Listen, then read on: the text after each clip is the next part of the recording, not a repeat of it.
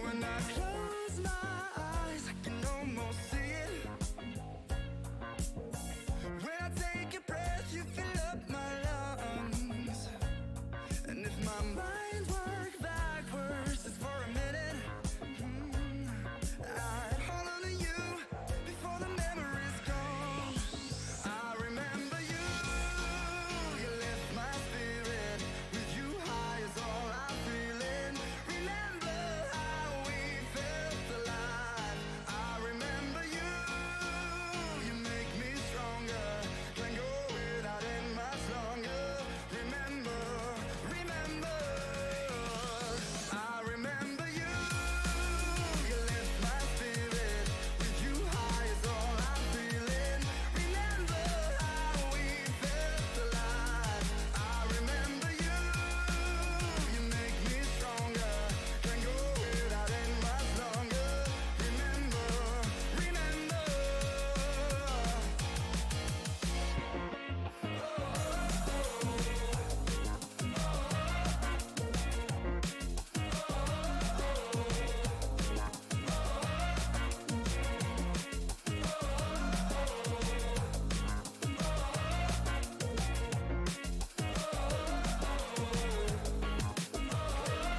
When I close my eyes, I can almost see it. When I take a breath, you fill up my lungs. And if my mind worked backwards just for a minute, I'd hold on to you before the memory's gone.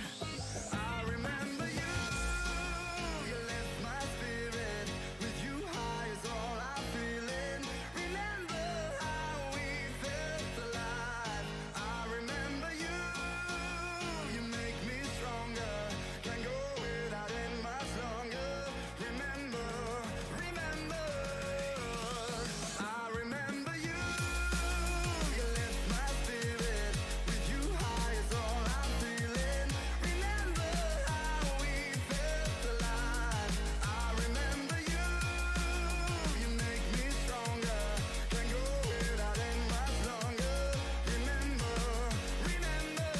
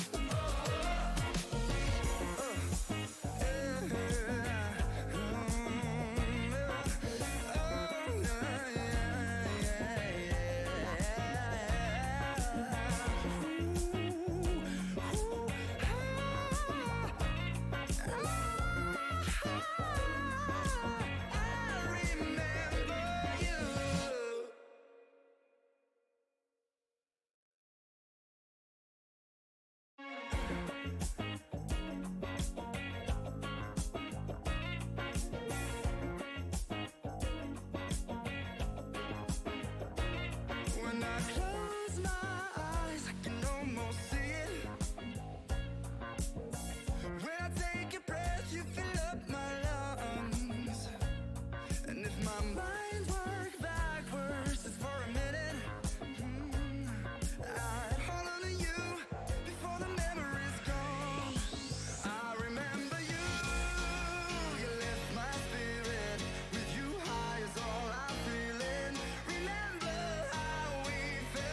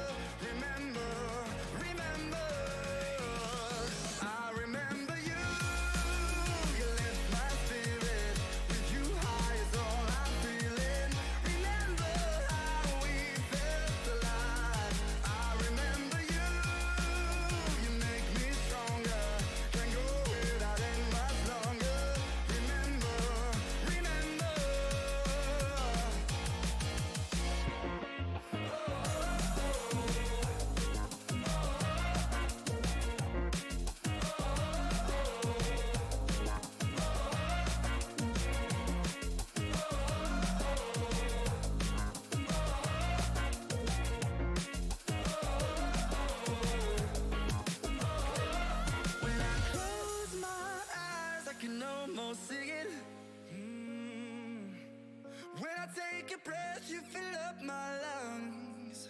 And if my mind worked backwards just for a minute, I'd hold on to you before the memory's gone. I remember you, you left my spirit. With you high is all I'm feeling. Remember how we felt alive. I remember you, you make me stronger. Can't go without it much longer. Remember, remember, I remember you, you left my spirit. With you high is all I'm feeling. Remember how we felt alive. I remember you, you make me stronger. Can't go without it much longer. Remember, remember.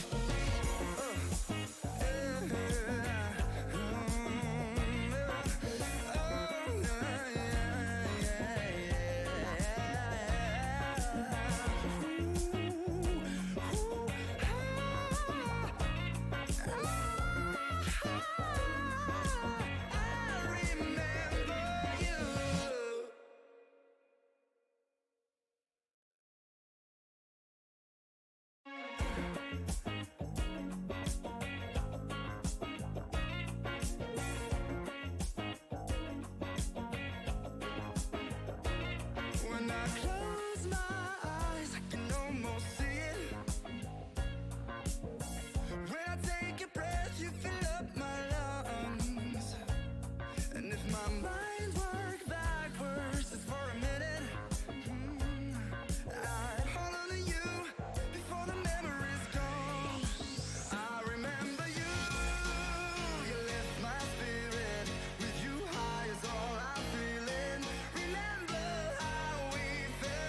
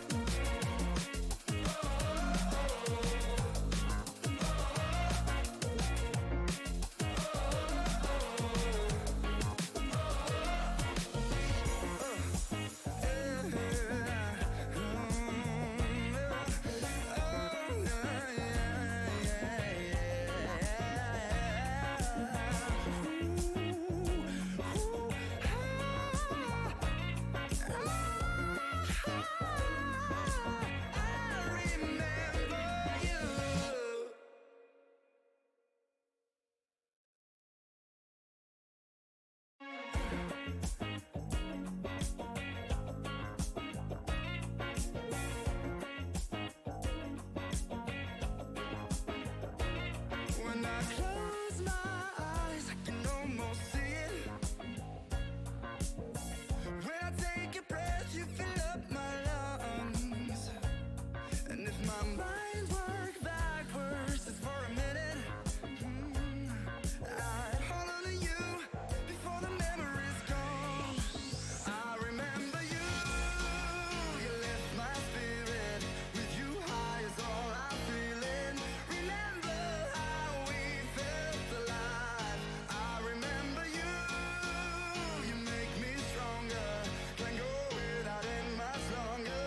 Remember, remember, I remember you, you lift my spirit. With you high is all I'm feeling. Remember how we felt alive. I remember you, you make me stronger. Can't go without it much longer. Remember, remember.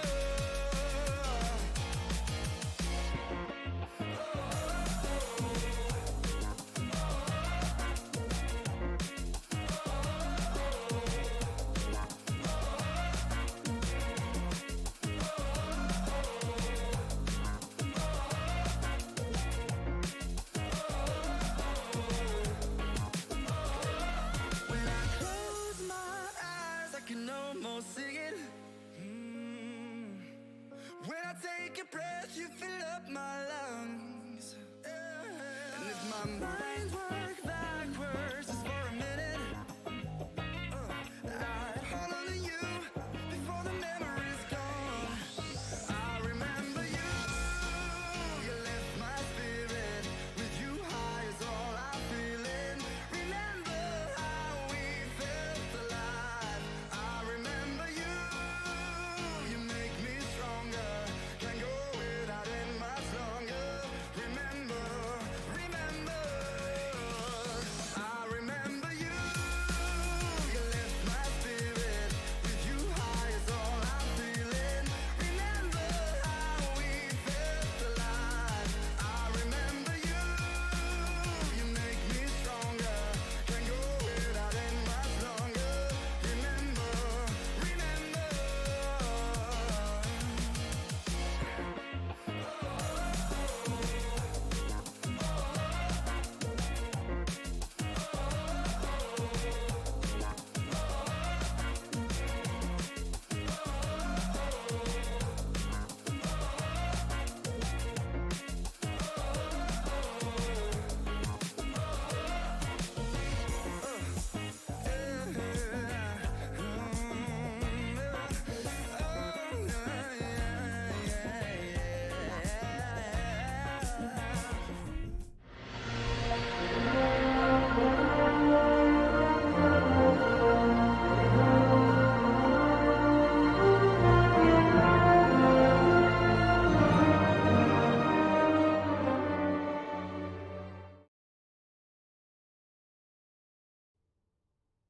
Hello, everybody. Welcome to the Owlet. We're here on week 2, day 2, Majors tournament, Burn versus Aces. Miss, what are you expecting from this game? Well, I have zero expectations, considering I've never actually watched a Majors game before. But based on what I hear, Aces is on a bit of a hot streak coming off the first week, but they did lose their first match this week, and Burn has had some mixed success over the course of the season. So I'm excited to see how these two teams shape up. Yeah, we've seen Burn be a somewhat consistent competitor in the Majors, but Aces, I casted them a few weeks ago, and they looked very good playing that double shield. We didn't get that patch this week, so we're probably still going to be seeing a lot of double shield. We're going to go into Oasis first now. What are you expecting from Oasis?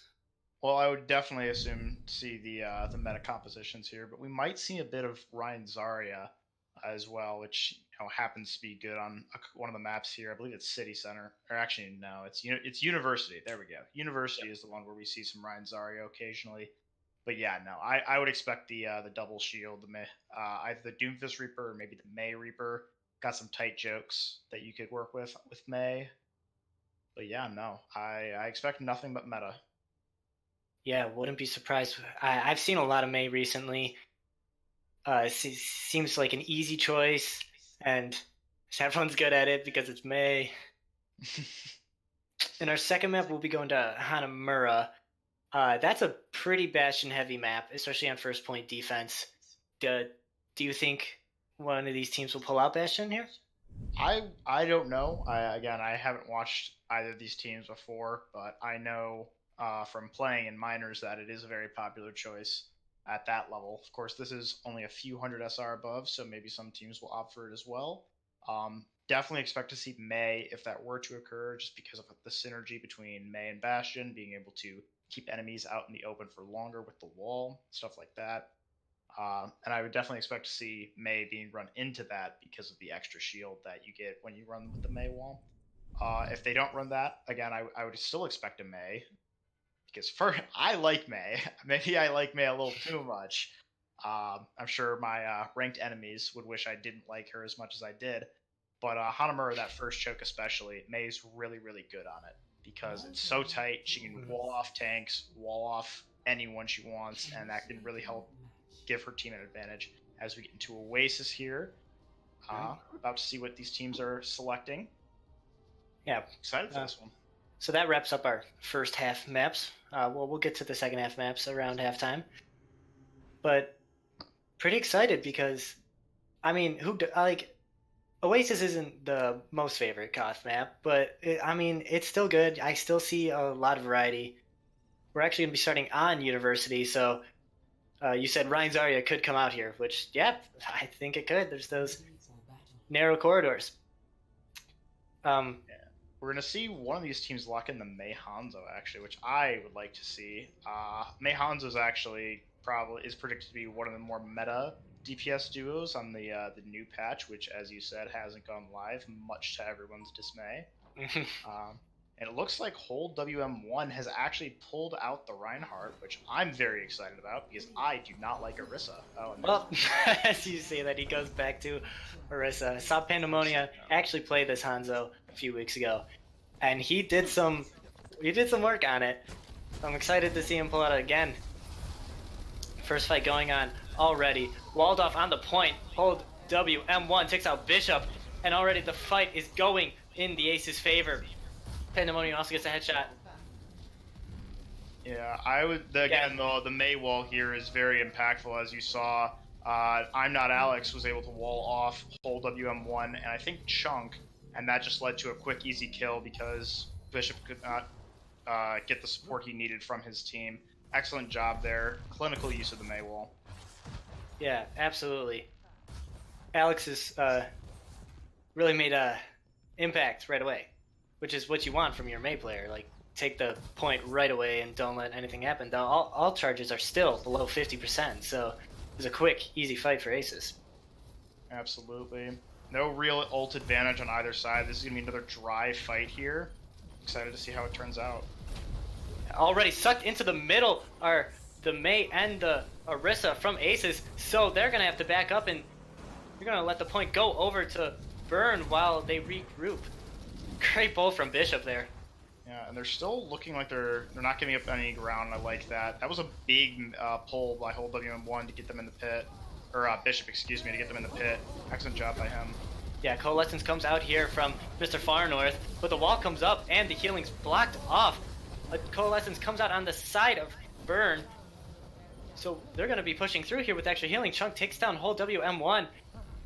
Already one downer Aces, and it doesn't look like they're going to be able to pull this back, but they're actually going to invest the Dragons here. It gets two. Both the supports are now down. He trades his life for that Lumbo with the headshot while he's frozen, but healing is on the point for Aces. But it's not going to be enough. Chunk takes down Alex.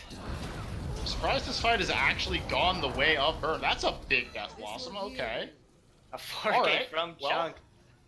There were a couple of good things in there. Some good use of the Mei wall to like wall off supports. Walling off that Moira is always impactful because the Moira does the majority of the healing of this composition, so it makes the team a lot more vulnerable. And then that being able to recover from losing both your supports to a dragon is always really good. This comp is very, very good at survivability. Every character in this comp has a shift button they can use to survive. ults like that. So that's Both very fluxes good. come out.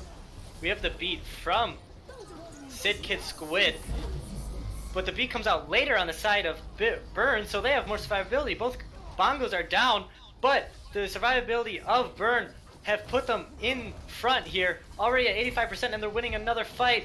Lieutenant Doge puts a rock to hold WM1's face, and now 90% on the board. It's going to be a desperation touch here for Aces. We have the Moira hiding off. Yeah, it looks like it's going to be the Moira who's going to touch. It looks like I'm Not Alex is going to try to be the hero here with his ult, but I don't know if he can get a good one off. There it is. Right on the point. Bishop in the corner getting frozen, but the Coalescence comes out and burns down Alex before he can do anything with his ult.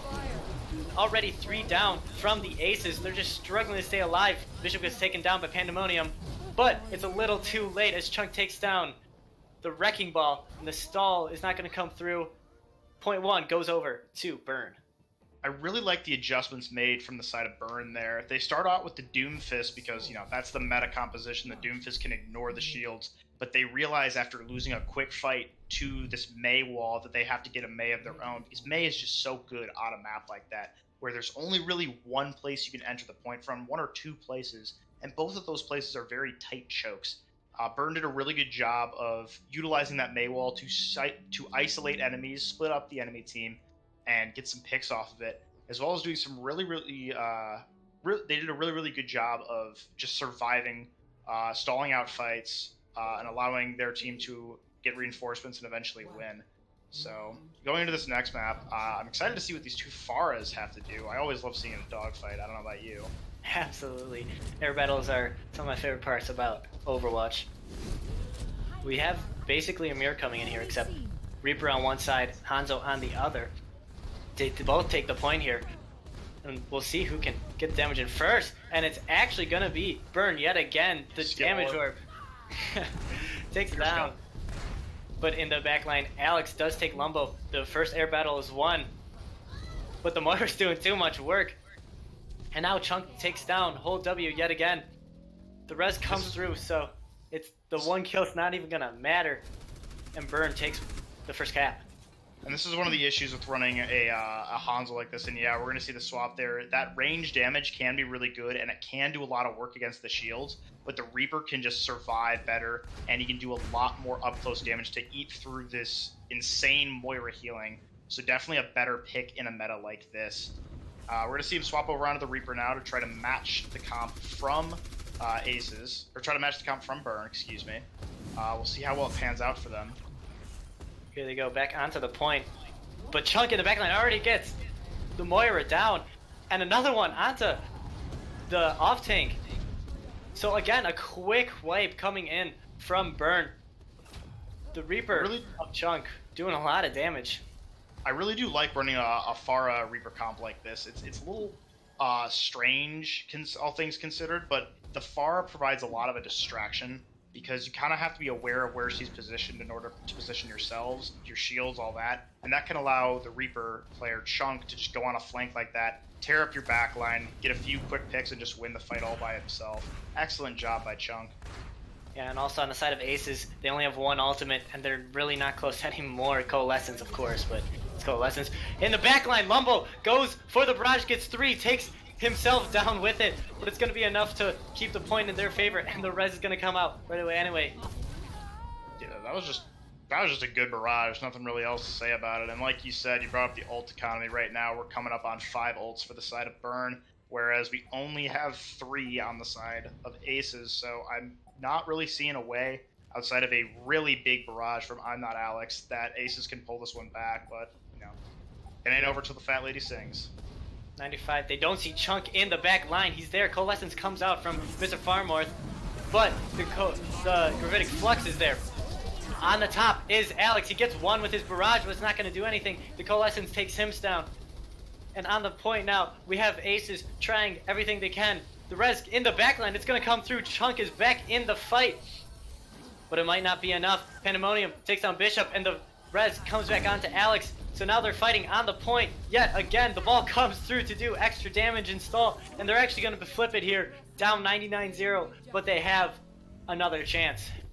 that started out as a really scrappy fight, but Aces did a really good job of focusing targets and getting the picks that they needed in order to win that fight. Good job isolating Chunk, recognizing him as the carry potential character, and taking him out of the fight as soon as they could. The one issue they have with this comp now is now they're running Sigma Wrecking Ball into double shield, and that is a very tall order.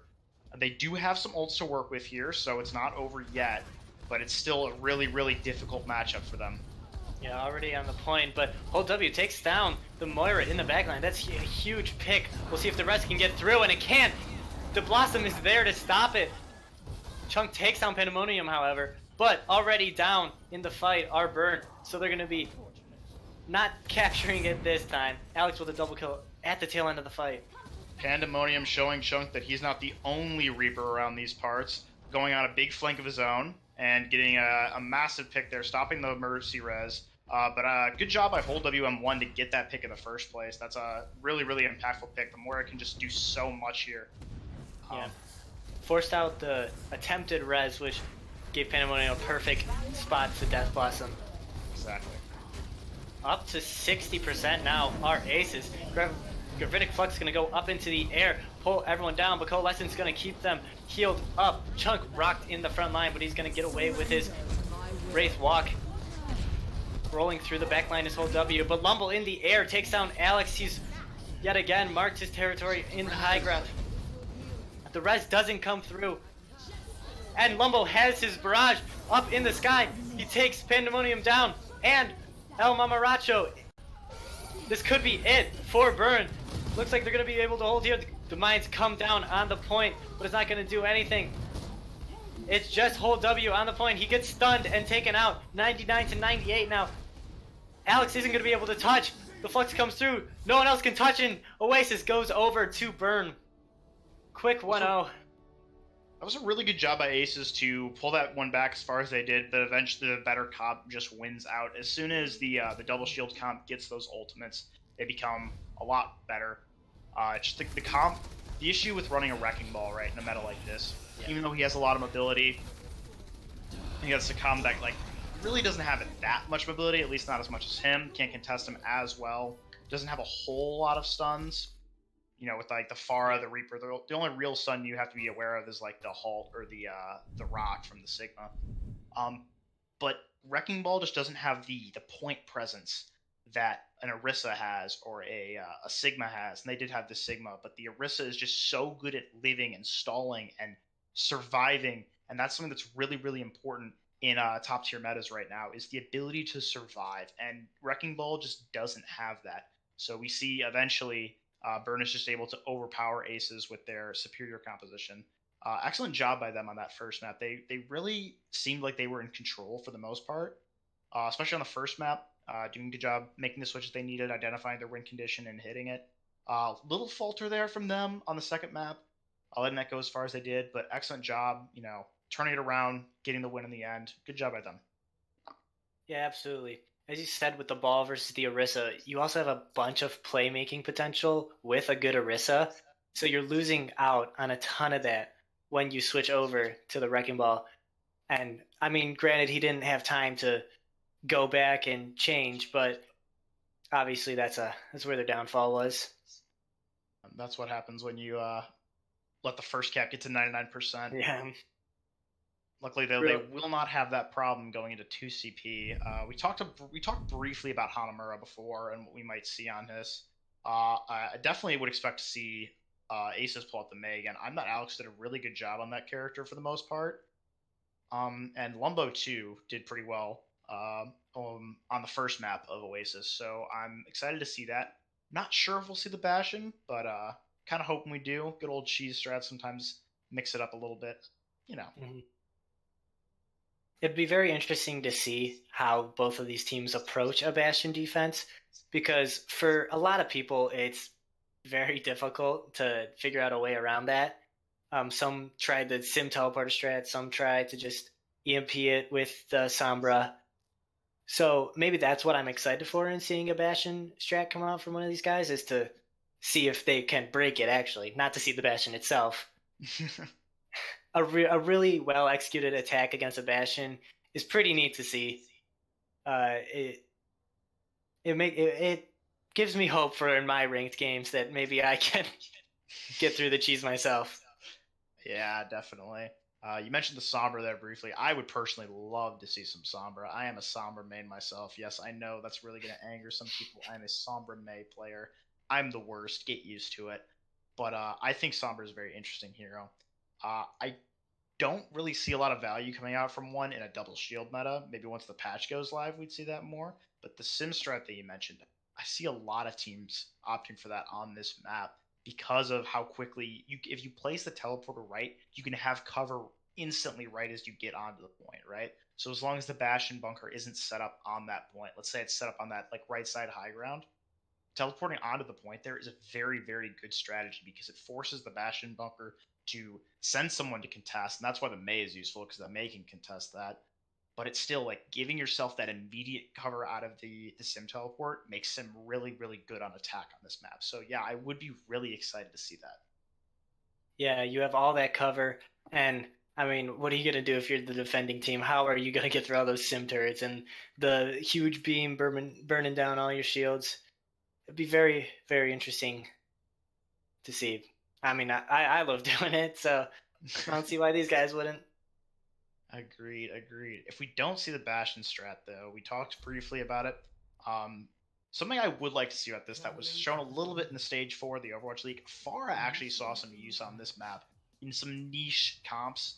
Um, I would like to see some of that. I think Pharah is a really cool character. I think Pharah is kind of ignored by the dev team as like a little bit of a legacy character like Soldier. But I would love to see some more Pharah. I thought both of these teams have.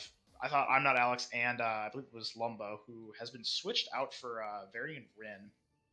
I thought Lumbo did a pretty good job on the Pharah, so I'm excited to see how this map turns out comparatively Yeah, to the minors division, where it's pretty much just Bastion and Sim all the time, and yeah. it makes me want to cry. Oh well, you win some, you lose some.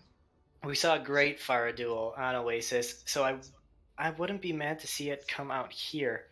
It looks like on the side of Burn, they're choosing for good old Reaper May, which does I don't mind either. A nice brawly comp, get right in there, get your hands dirty. Very exciting to see. I agree, and I'm interested to see Lieutenant Doge, who was playing on, I believe he was off tank last round, is now on the May instead of Yep. Lumbo. I'm interested to know why that would be, but we did see Chunk put in a lot of work on that Reaper last Yeah. map, so definitely they're looking to prop him up, support him, make sure he can do the same thing on this map. And we do actually see the Simstrat come out for Aces. But look on the side of Burn, they are already on the point. Let's see where they throw the teleporter. They're going up top, actually. Great decision. So now they're going to get all the way around here to the back. They have a lot of cover now. Going to be able to set up really easily. I like the pathing they're choosing here, just getting this weird angle on the point, this pseudo high ground, so that they have just the slightest advantage over it. And there's the May wall from Lieutenant Doge. It blocks out the healers. There's no healing on the point now. Chunking down Aces. They're still alive, but a huge move comes through. He gets 4! Big Muzzy! He just moved all 4 members of Aces off the map. Yeah, I'm supposed to.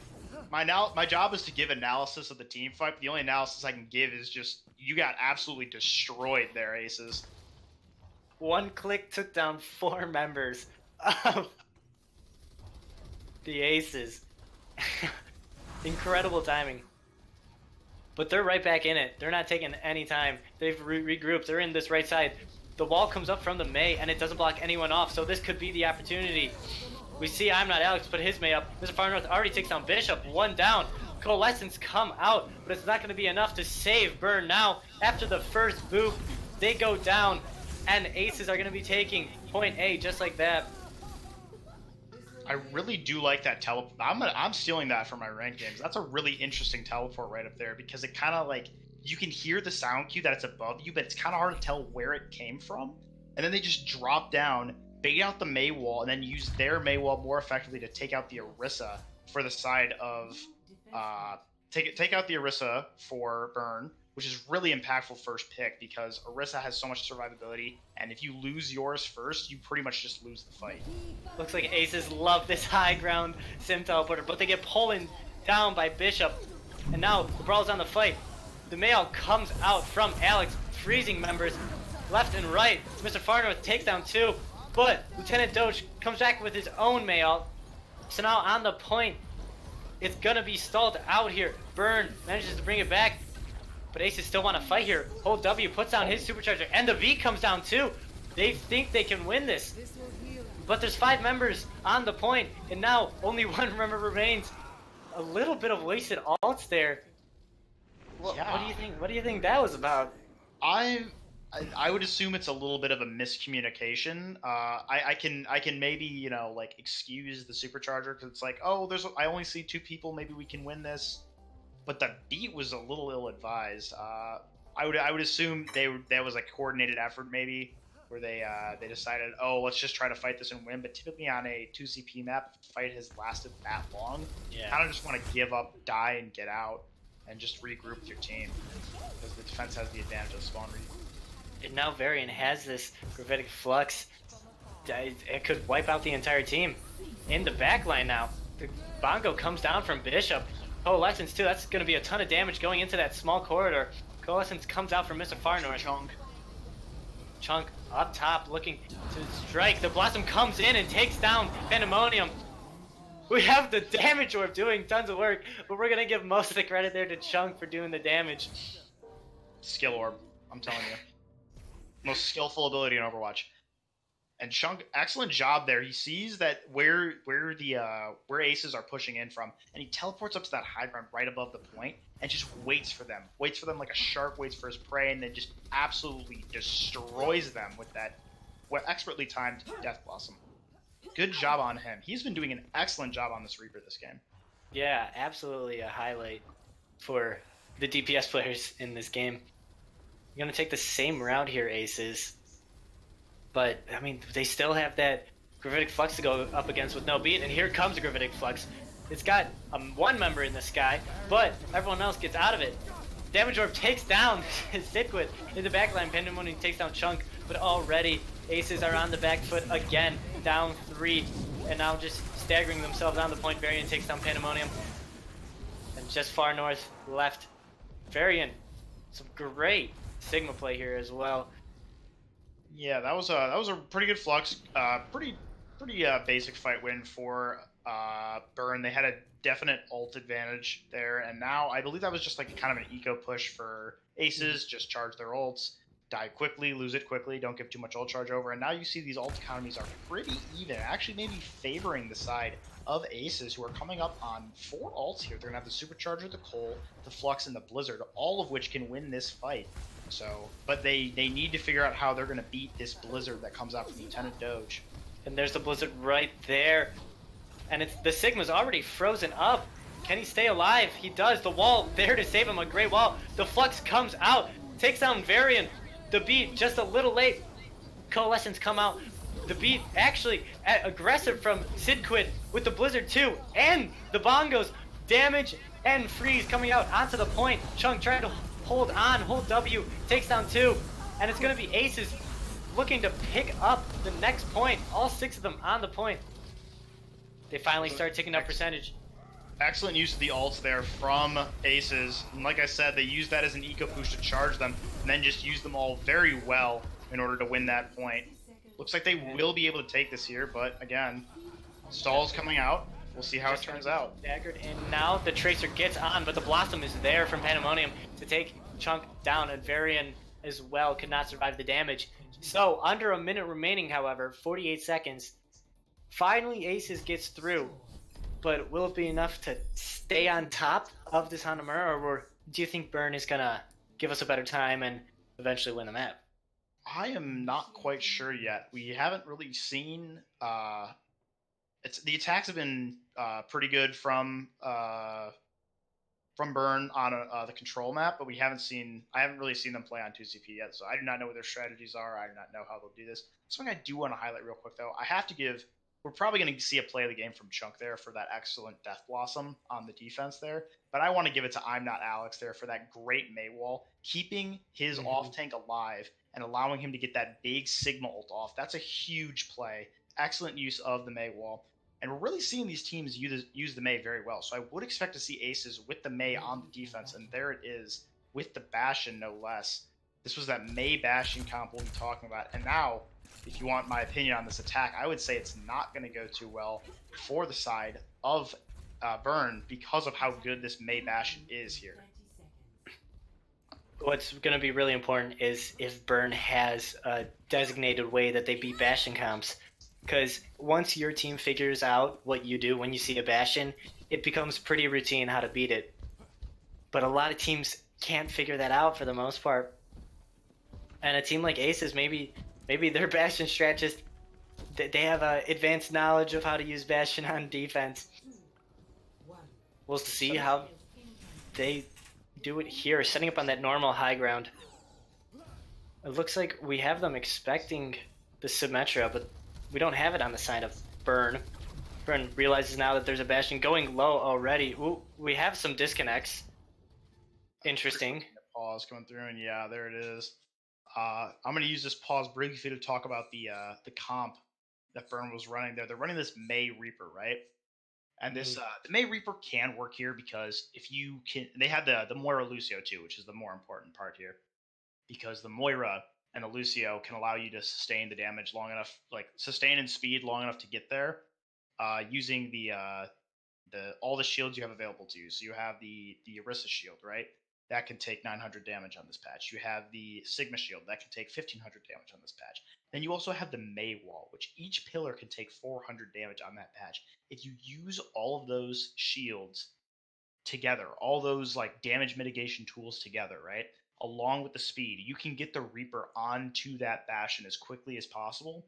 You can end up taking out this Bastion pretty quickly if the side of Aces does not use their resources effectively enough.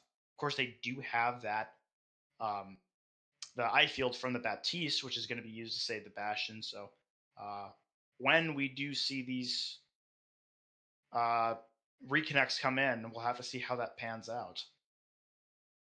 Yeah, definitely. And if you get close enough with that Reaper, you can do a lot of damage to that Bastion who has that huge blue box on his back. And I mean, usually you can't even react fast enough to figure out what's going on.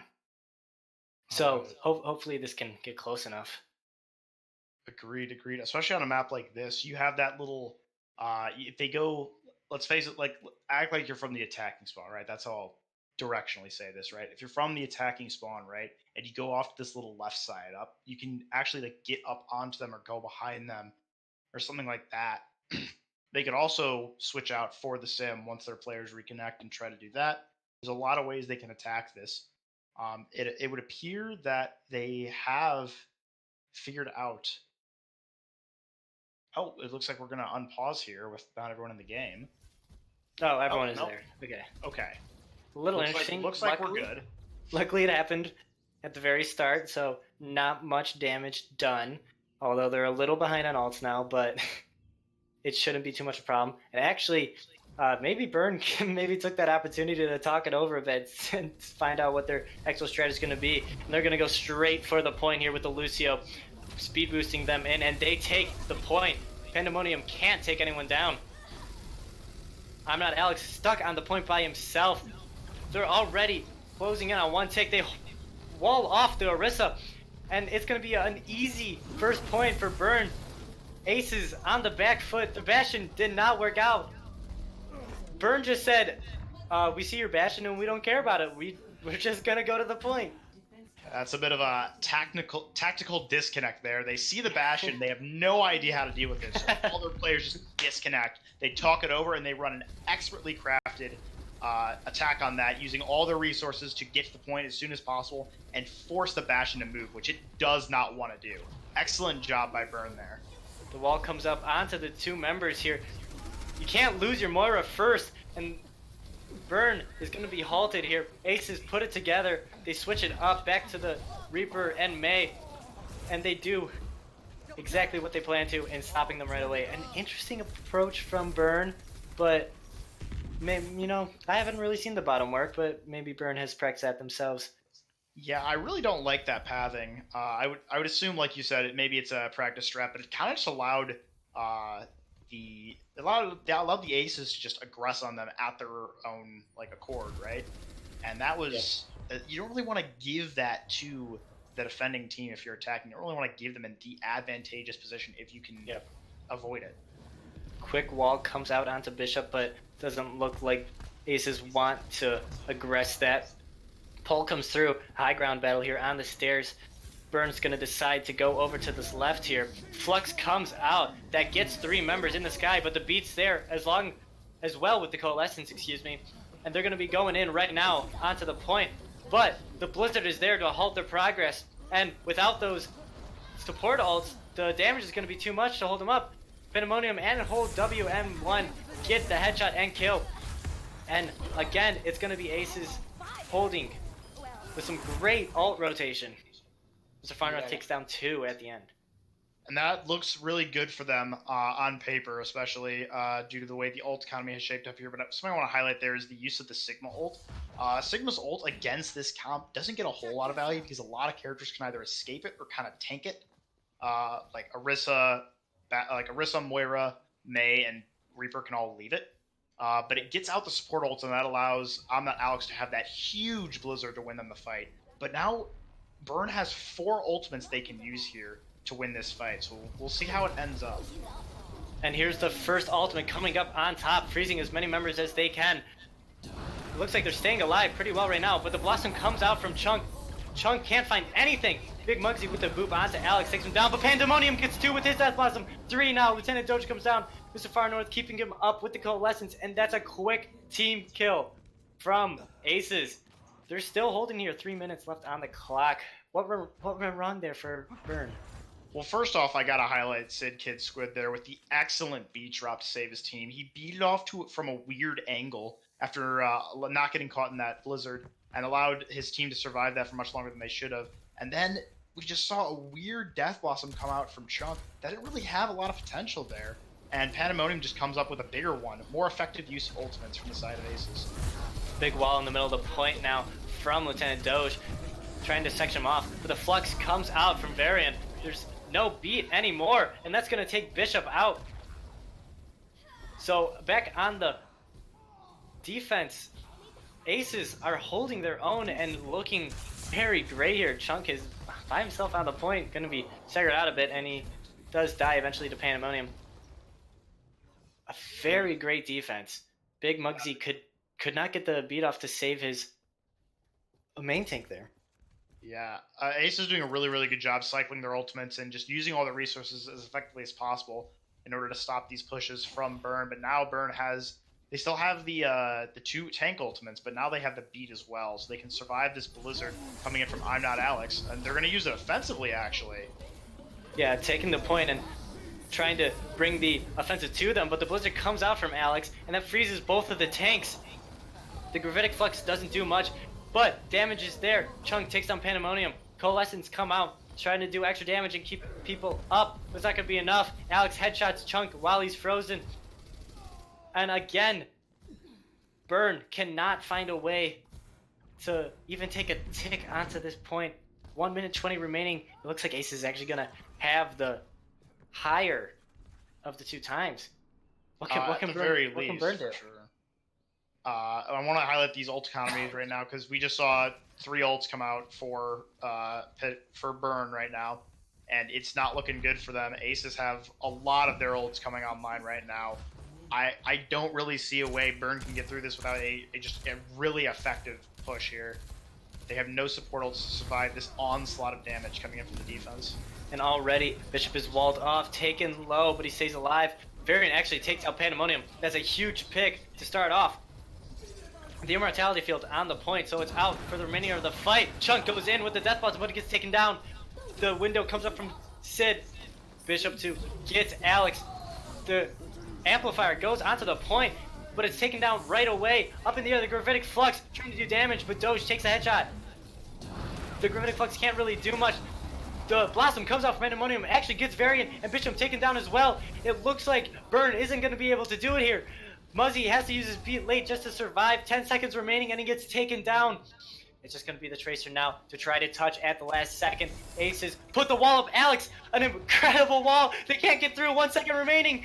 And that's going to be Hanamura over to Aces. A huge wall from Alex to end the map. We have a series here. It's 1-1 going into halftime. It was a really interesting match. That was not the result I was expecting from that match. To be honest with you, I thought Burn might have had it in the bag, but their attack after that like amazing attack they had onto the Bastion strap, but then it just kind of fell apart from them. They typically what you want to do if you beat a Bastion comp like that, right? Like you have to snowball that because they're going to be switching their comp up, and you'll have the advantage of ults. But they're pathing on that first thing, and you can really see how much like one mistake can lead to a lost map, because that one mistake, that one poor pathing choice from Burn just led to their ult economy advantage being completely gone, and then Ace is just doing a clinical job with their defense in order to dismantle every win condition that Burn had. Excellent job by them. I'm really excited to see the next map of this series. I don't know about you. Yeah, next map's going to be King's Row too. I mean, who doesn't love King's Row? Just, I can't believe that Burn didn't find a way to put it together. They had ultimates. They had every opportunity they could have, but Aces seemed to play the perfect game.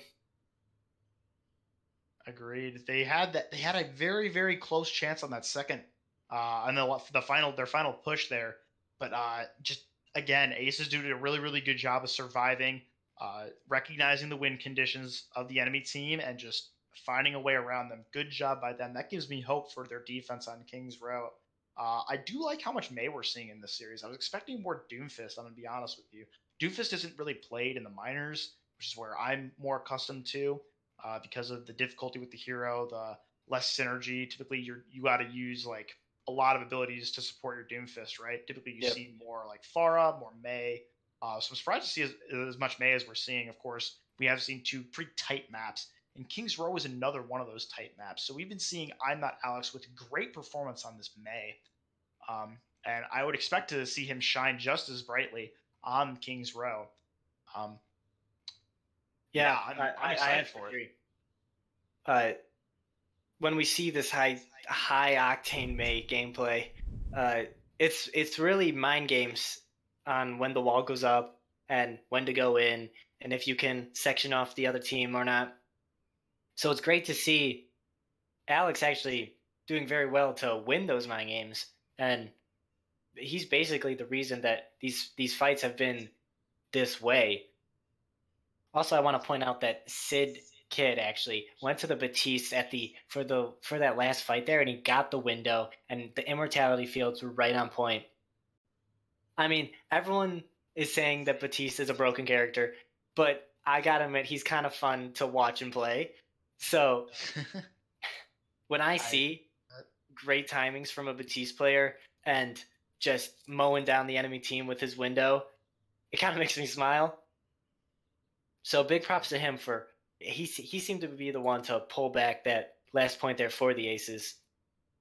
So maybe especially on a map like King's Row, where there is high ground on that first point defense, where the Batiste can rain his healing and damage down, it'd be great to see him come out. I doubt it, because we'll probably see the Moira Lucio like always, but should be fun, and I can hope, Yeah, absolutely. And don't get your hopes too low, even if you don't see it, because there has been a lot of talk about the top tiers of play, about how Zen Baptiste is actually probably going to be the support combination going into the new meta, because after the Moira nerfs, Baptiste's healing is unequivocally the best. It's AoE. He can do a lot with it. He has good damage, good survivability. Ifield is a really, really strong ability. And Window, too. Window can just win a fight like that if the enemy team doesn't expect it. And speaking of that Window, Sid Kid Squid did a really good job knowing when to put that window down. He saw the Death Blossom come out, puts up his window, and just guns him down. Excellent job there. You're right. Sid Kid Squid with the excellent Baptiste play. And yeah, I would be very excited to see it, too. But unfortunately, you are probably right. We will probably see the Moira Lucia, which is not ideal. But you take what you Yeah. can get. But the more skill orb kills we can get, I mean, maybe it's a good trade-off because Batiste might take some skill. Moira definitely takes skill with her damage orbs. You know what I mean? Oh, absolutely. It's so you have to like plan the like 18 bounces it's allowed to do for whatever reason. It's like you have to have like a PhD in geometry in order to play that Yeah, character. It's that's true. unbelievable. Yeah, I could never. I'm Absolutely. definitely excited when you get a 1-1 and both of them. I mean, Oasis seemed to be pretty one-sided for Burn, but then we got to Hanamura and we saw it get really close. So the next two maps, even if we see one of the teams roll the other one in King's Row and it's not even close, like I'm still not expecting a decisive victory on Junkertown because these teams are so back and forth right now. I agree with that. And something else we can point out right now is going into this next map, right? Aces does have this momentum, right?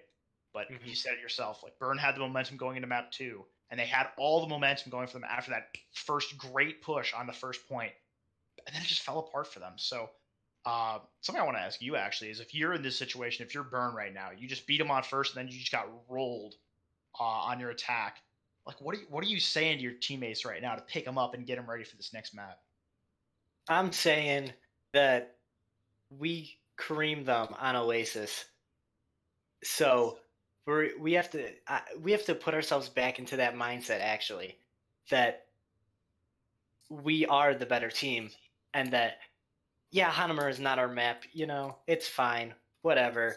It's 2CP. No one likes 2CP, but everyone loves King's Row, so this is our map, and that we're gonna stick to our guts. We're gonna stick to what we know, that May Reaper, which we've seen chunk on, and Lieutenant Doge, his May was pretty serviceable. I mean, Alex kind of stole the show there on Hanamura, but still. Agreed. It's all about realizing that just because you lose one map, it doesn't mean like you've lost, basically. And maybe that's what Aces said after Oasis as well. They pulled it together and they had a pretty impressive performance on Hanamura. Agreed. Looks like we are about to get started here. I'm not quite sure yet. I guess not. I don't really know. Both teams have said they're ready, but there is no start. Wow. Life's a game. Why are they keeping us from watching this incredible game? I'm excited. I want to see some great gameplay. We've been seeing some excellent gameplay. Something I'm not used to actually, because this is my first majors cast. Something in minors that you see is like there's a lot of like break time between fights, so I get a lot of time to talk. Here I don't get that. Like teams regroup and they go a lot quicker, and I like to see it. It's a lot more it's a lot more fast paced Overwatch, which of course is the best type of Overwatch. And anyone who thinks otherwise, screw them. I'm really enjoying how fast fights are being won. How like seeing all the how much more mistakes get punished in the majors than in the minors. I like it. It's great. And it looks like we're actually going to go to a break right now and wait to see what the issues are on the side of Burn. I'm not sure what's taking so long, but you know what? It happens. Maybe they're just getting coaching. Maybe a guy needs to take a bad. It's all right. It happens to everyone. So yeah, don't go anywhere. We'll be right back, and we'll see you on the other side.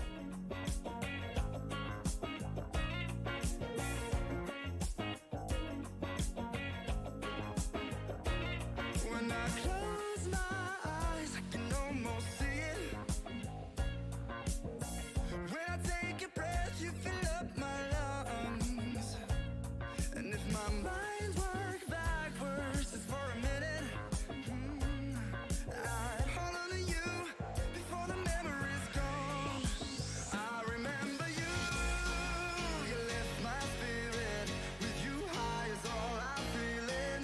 Remember how we felt alive. I remember you.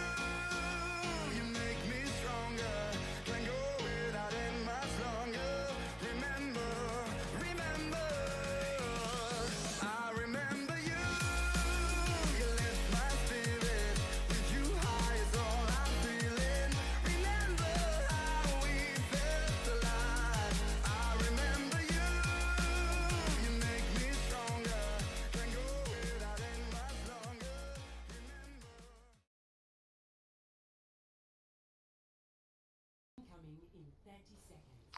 Welcome back. A quick break there, but I mean, how can we keep you from this intense action? Going on to King's Row now. It should be a pretty back and forth fight. I'm very excited, of course, to see what both these guys bring out. Burn and Aces have gone back and forth so far in both the first two maps. Oasis a little more one-sided, but I don't think that stops Aces from pulling it together and keeping their fight up because interesting. Maybe just going for that first pick. Actually, Nope. Chunk gets picked off by Pandemonium. Rest in peace. Not looking great already. I assumed, yeah, Chunk is going to go over to the Reaper like we expected. But, Yeah. very, very interesting. Pandemonium sending him a message about why we don't play Widowmaker in 2019. The wall comes up from Alex, and three members are split off. Still going to be pushing in Pandemonium with the headshot onto Muzzy. Lieutenant Doge and Bishop go down as well. A great wall from Alex. Again, he's impressing on this May. But also Pandemonium on his Was that a comfort 5K? pick of Hanzo. I think it was. That was a big friggin' guy right there. And again, you mentioned that Pandemonium put in a lot of work on that Hanzo a few weeks back, and he's really shown up and shown out. A lot of damage there coming out from him. Good use of the Maywall again from Alex, but good capitalization from Pandemonium there. Another wall comes out, but everyone manages to get over now. And Chunk actually headshots Pandemonium. He wasn't expecting that. It's already one down. Our Aces on the back foot. They're going to be holding up as fast as they can. The wall comes out, and Alex is sectioned off, and he gets taken down. Varian manages to ball him in the face, and the wall comes through. They can't retreat anymore. Mr. Far North taken down. Lieutenant Doge has been pretty great so far, but finally he gets taken down. But Chunk says, I don't care. He's going to chunk down the health bars of Aces, and that's going to be point A going over to Burn. I gotta admit, Chunk there is the hero of that fight. Taking care of Pandemonium allows his team so much space because it means the shields will last so much longer without that damage from Pandemonium. It means his team doesn't have to be worried about any off angles because he knows where everyone else is.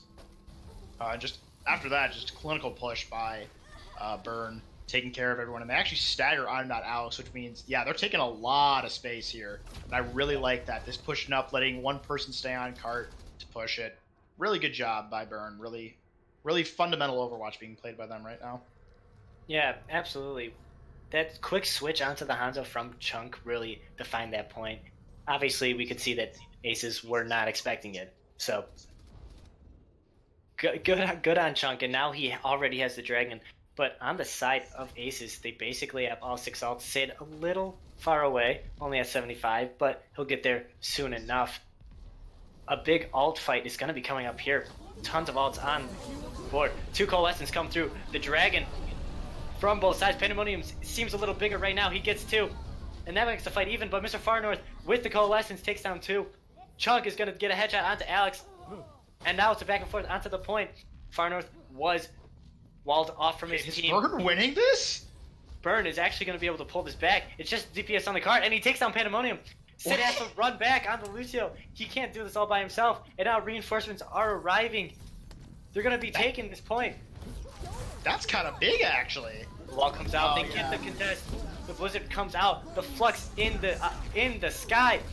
The beat comes through, keeps the Sigma alive, and the blizzard down as well from Alex. Hold WM1 is down, however. Chunk the headshot.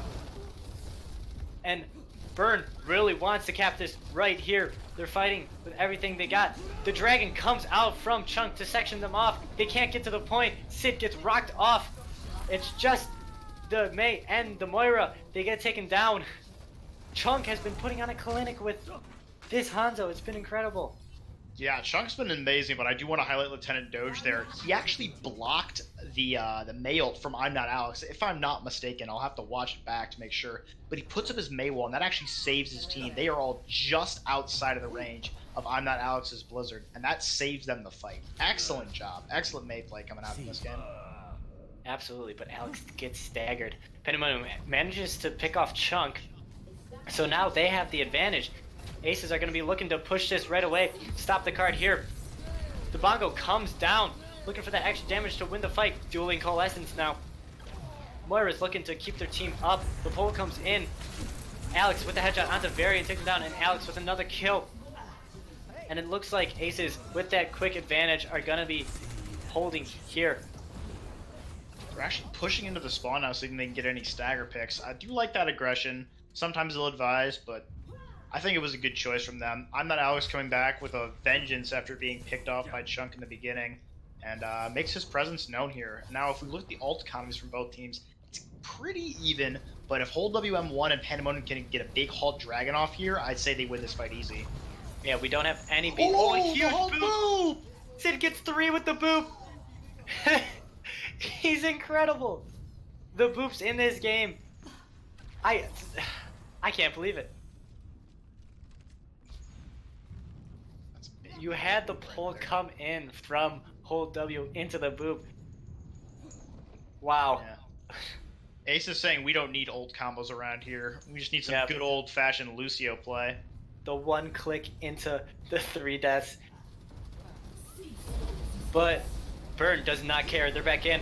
The dragons come out in response from Aces.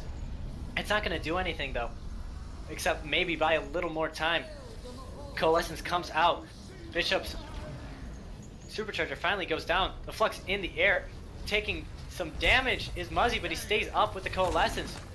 The wall comes out trying to section off members of Burn, and it will. Chunk actually takes down Alex. And now Burn wants to take this fight. The beat comes out, but a huge blizzard and wall, and no one gets the beat, and everyone's taken down. This could be it. Burn pushing That's in. a big mistake by Big Muzzy right there. He, the wall was out there long before the beat drop even came out. It was meant to wall off the Aces from being able to get away from the blizzard. And if he has a little more patience there and goes up a little farther, then he can get that beat off and save his team there. Just a very, very small mistake right there, and that cost him the map, or cost him that point at least. Don't want to put all the blame on him though. Yeah. I'm not Alex getting caught out by Chunk there early on. A couple other mistakes coming in from Aces that cost him that, but just that small one there that I want to highlight. Other than that, Big Musty's been doing a great job in this game. Please don't hate me for saying that, Big Musty. I'm sure he'll be okay with you saying that. Yeah. Burn a pretty good push there. 1 minute 30 left on the clock. We've seen better pushes on King's Row, but we've also seen a lot of pushes not even finish King's Row. So, as Aces, you kind of got rolled, but that's okay because you had a lot of fights that were very winnable, and you won a lot of fights too. So it's not like this map is lost just yet. I have a feeling. Agree with that. I have a feeling their offense is gonna come out hot, and they're gonna do everything they can to roll Burn. And I think it's gonna happen. I think Aces kind of have a vengeance here. I think Got a lot of faith. One might even say you think they've got some. They got an ace up their sleeve. yeah. That was I think- horrible. I'm so sorry. I think, that, you know. that was the worst thing I've ever done. I apologize. You didn't need to hear that. But they're coming out with a Ryan Zarya, actually. I like Alex that. onto Ryan the Zarya is much better to watch than Double Shield. I must say I've been burning for some Ryan Zarya. All right, that was worse. That Yeah, I know. was definitely worse than mine. They're going through the hotel, and the Zarya is down right away, walled off and taken down. Alex with the returning punch onto the Meg, so it's still even here. And with the respawn advantage, maybe Aces is going to be able to push in here, and they're going straight for it. Back and forth, the punch is doing a ton of damage. Alex going low, however. Pandemonium gets Bishop, and they're going to be pushing through. Alex with the Doomfist has been doing tons of work. And already point A going over to Aces. Just like I said, they wanted this point so bad, and they take it right away. And that was a good push, but now they have this Ryan Wrecking Ball, and I believe El Maracho is going to go switch. But that means they're not going to have the grab in time. And if you look at the tank ultimates for Burn, they're well on their way to getting theirs. And especially against this Ryan Zarya, they will be able to charge their ults much quicker than Aces will because of the amount of damage mitigation those two shields bring. So a little bit behind in the ult economy. That's a pretty sizable pick, I'd say. Yeah, that's going to put a halt onto Aces. Okay, someone needs to come get you because these are too. I can't handle this amount of puns. This is too much. And Chunk with another headshot onto Sid Kid. Both supports getting picked off before the fight can even happen. Aces really have to back up here, but they're kind of split off, and the wall comes up as well. This is a huge stagger. It's not looking great. Alex is going to be able to punch his way out, but Pandemonium can't, and he gets storm arrowed to death. Yeah, you saw a little bit of hesitation there from the side of Aces on whether or not to pull out or whether or not they're going to fight. And Lieutenant Doge with a good capitalization just comes in with the May wall. That's one of the benefits of that May wall is you can really do a good job of isolating or blocking escapes. And it's going to allow Burn a lot more time, to whittle a lot more time off of the time bank of Aces. They're going for a very strange rotation here, but I kind of like it actually. It's going to allow them a weird high ground position. Yeah, they come from the back, and they're looking to attack. The roles have switched now. Coalescence comes out, and the Dragon too, but the wall's there to distinguish him off. I'm not Alex in the backline, gets Chunk.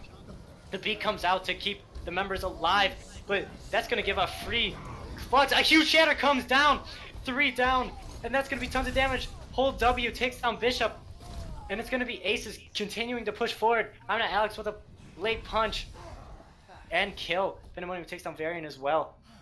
A great rotation, takes the back, takes the positioning. What a great play from Aces. I like that, and of course the flashy play there is the Reinhardt play. But what you might have missed is I'm not Alex actually canceled Chunk's dragons with his rocket punch. I'm not sure I've ever actually seen that happen in Overwatch before. But of course there is a cast time on the dragons, so he is able to stop that. Gets that pick, and that's a pretty sizable fight win for them. Yeah, but the Blizzard is going to come in quick here. The wall there to block out anyone trying to get away, and that's going to be tons of value coming through. Chunk with the headshot onto Alex. Aces on the back foot yet again. 3 down. A wall comes up. A whole W can't get out. He's going lower and lower, but the Lucio's going to speed him out. He managed to stay alive. Burn with a good recontest there with the Blizzard. Yeah, Aces did a good job of avoiding the Blizzard there, actually. They were able to get out and avoid it, but Chunk just capitalizing on the slowness of all of them and the scramble to get away from it, and is able to find a couple of picks and win the fight for his team. That's something that the May Blizzard can do.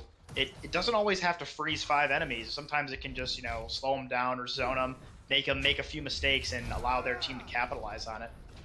Back in now are Aces, but the Flux comes out, and we don't have a beat on the other side to keep him up. Zarya goes down right away. In the backline, we have Pandemonium with the Blossom, and Alex there too. 2 down, 4 down now from Burn. And even with the Flux, we have Aces continuing to fight on forward and take another point. That is a huge fight win for Aces there, because now you look at these ult economies, and it's not even close. You have 2 fight winners on the side of Aces. You have that Shatter, and you have that Grav. The Shatter is a little bit hard to pull off in this meta where there's 2 shields, but I'm sure with a little bit of help from the Lucio and the Doomfist, they can figure out a way to get it done. Then you have the Grav as well, which I don't even need to speak about why Grav can win you fights. Absolutely. The Dragon's going to come out here, and the huge pull into the Dragons. 3 go down, and Hold W gets taken down by Lieutenant Doge.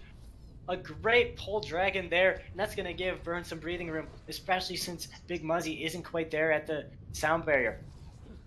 Yeah, that just shows you the power of Orisa right now. That halt is easily the best CC in the game because it just, where enemies will end up after it. It's more consistent than a boop, right?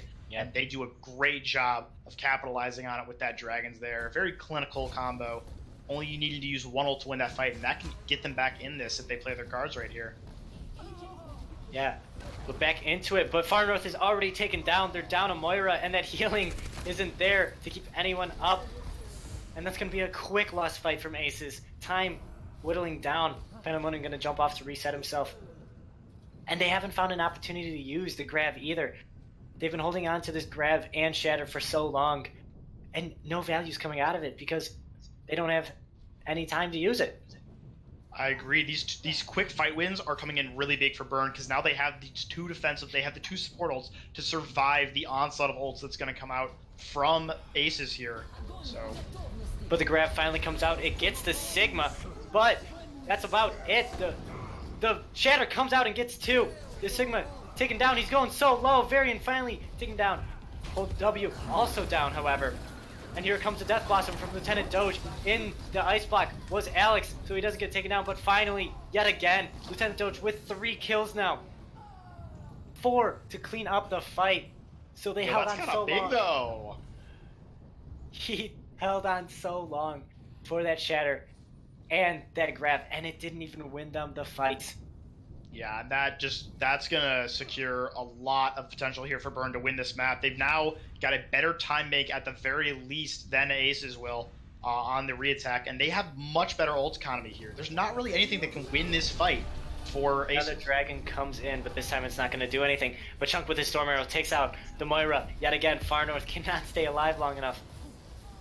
And it looks like Aces, without their Moira, might be faltering.